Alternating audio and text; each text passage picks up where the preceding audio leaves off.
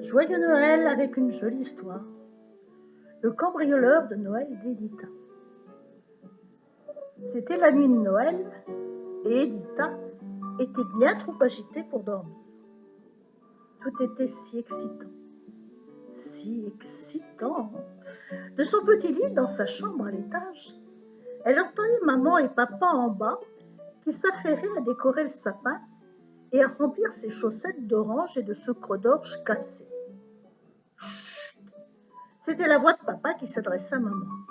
Eva, ce serait quand même idiot de mettre cette pièce d'or de 10 $ que tant Isaac a envoyée à Edita dans ses chaussettes. Elle est trop jeune pour se rendre compte de la valeur de l'argent. Pour elle, ce n'est qu'une babiole. Et si on l'agitait plutôt à notre cagnotte du mois? Edita mangera une partie des provisions qu'on achètera avec. Nous, ça nous fera 10 $ de gagné. Ce cher vieux papa. Toujours une pensée pour les autres. Edita dut se refréner afin de ne pas bondir aussitôt de son lit et dévaler l'escalier pour aller se jeter au cou de son père, quitte à lui couper le sifflet. Tu as raison, Al, comme toujours, dit maman. Donne-moi la pièce d'or, je vais la mettre dans notre gagnotte. Te la donner? Dans tes rêves, répliqua papa. Tu la planquerais dans un coin jusqu'à ce qu'on l'oublie, et après, tu irais t'acheter un manchot. Je te connais, ma vieille fille.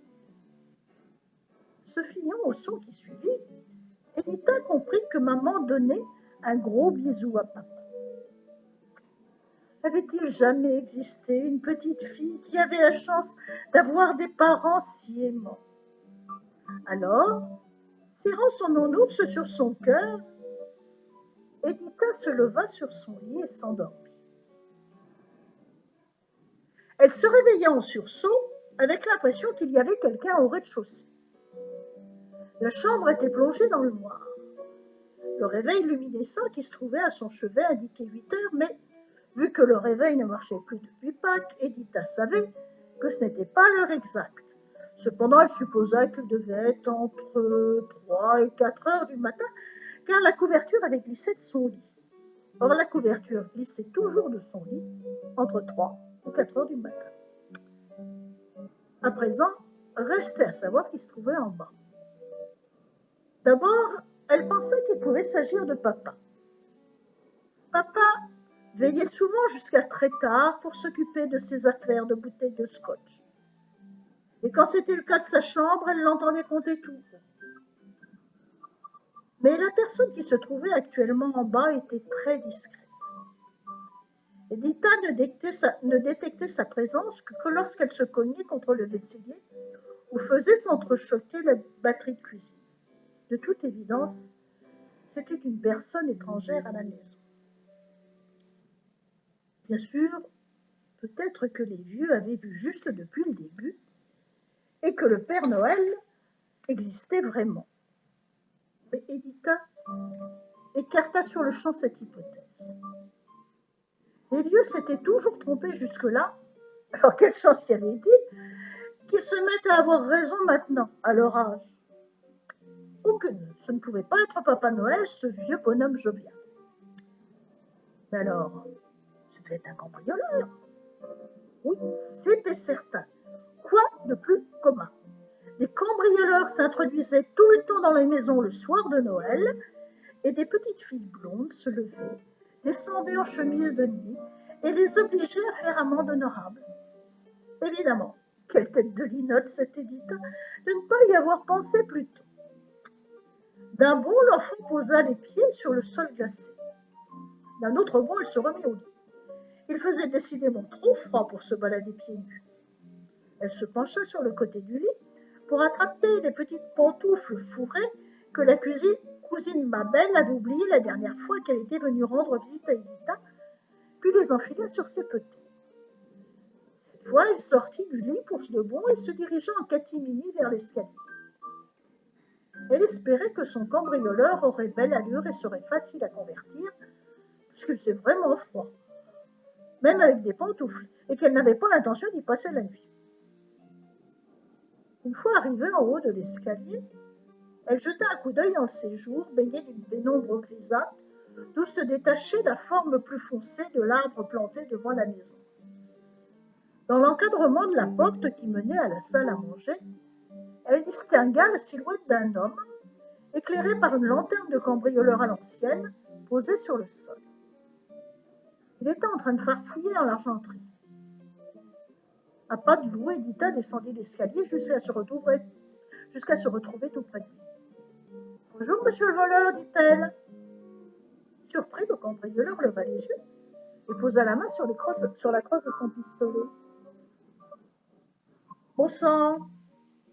Qui, toi ?» demanda-t-il. « Je suis Edita, » répondit la petite fille en s'efforçant de prendre sa voix la plus douce, ce qui n'était pas gagné car elle n'avait pas une très jolie voix. « C'est ça ton blaze ?» dit le cambrioleur. « Eh ben, viens voir un peu par ici. Papy veut te dire un truc. »« Mon œil, c'est pas mon papy » répliqua la fillette, s'en mêlant un peu les pinceaux entre son langage de bébé et son argot de dur à cuire. « Vous êtes un méchant, vilain cambrioleur. »« Ok, gamine, répondit l'homme. Comme tu voudras. Mais viens donc voir ici. Je te montrerai comment on peut faire sortir la fumée par ses yeux. C'est un jeu de Noël. » Je l'ai quasiment dans la poche, se dit Edita en son fort intérieur. Il commence déjà à vouloir m'apprendre des jeux. Il ne va pas tarder à venir que je lui rappelle sa petite fille. C'est donc le cœur léger qu'elle descendit les dernières marches et se retrouva face au frustre étranger. « Assis, Edita » dit-il en poussant vigoureusement la fillette qui s'affala lourdement par terre. « Et tu bouges pas, sinon je t'en colle une bonne dans le pif. » Les choses ne se déroulaient pas tout à fait comme Edita l'avait lu dans les livres, mais c'était sans aucun doute sa manière à lui de s'amuser un peu.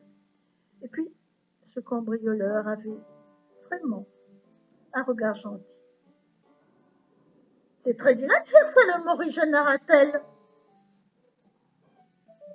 Ah ouais, fit le cambrioleur en l'envoyant valser contre le mur. « Toi, la bombe, je crois qu'il va falloir t'avoir à l'œil. On ne peut pas te faire confiance. » Sur ces mots, il gifla la petite fille, puis il sortit un morceau de corde de son sac, la ligota en serrant bien fort, noua un joli mouchoir coloré autour de sa bouche et la suspendit au lustre. « Maintenant, tu bouges plus, dit-il. T'as qu'à faire comme si t'étais un cadeau de Noël. Et t'as pas intérêt à l'ouvrir, sinon je te fous le feu. » Puis, achevant de remplir son sac avec l'argenterie et l'ersatz de chéri de papa, le cambrioleur d'Edita se dirigea sans faire de bruit vers la sortie. Avant de s'en aller, il se retourna et chuchota en souriant.